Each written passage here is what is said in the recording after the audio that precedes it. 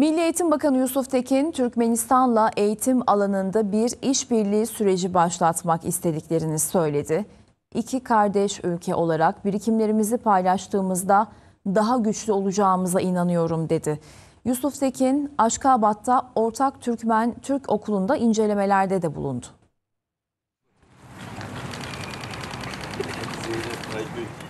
Ortak Türkmen-Türk Okulu'nu ziyaret etti, mevkidaşı ve eğitimcilerle bir araya gelip işbirliği mesajı verdi. Milli Eğitim Bakanı Yusuf Tekin, Türkmenistan'daydı.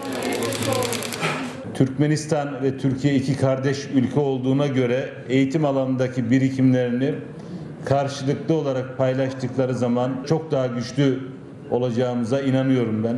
Bakan Tekin'e ziyaretinde AK Parti Genel Başkan Yardımcısı Fatma Betül Seyhankaya, MHP Genel Başkan Yardımcısı Zuhal Topçu ve Türkiye-Türkmenistan Parlamentolar Arası Dostluk Grubu Başkanı Haluk İpek eşlik etti. Tekin, Türkmen mevkidaşı Cumamirat Gurbangeldiyev'le görüştü. Bakan Tekin, görüşmede eğitim alanında işbirliğini geliştirmek istediklerini belirtti, ortak kültürel değerlerin müfredatta yer almasının gerekliliğine işaret etti.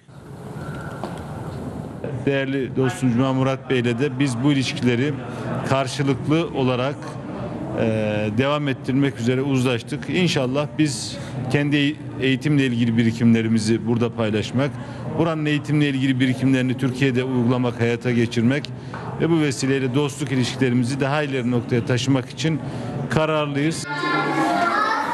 Bakan Tekin, Aşkabat'ta 561 öğrencinin öğrenim gördüğü Ortak Türkmen-Türk Okulu'nu ziyaret etti. Öğretmen ve öğrencilerle sohbet etti.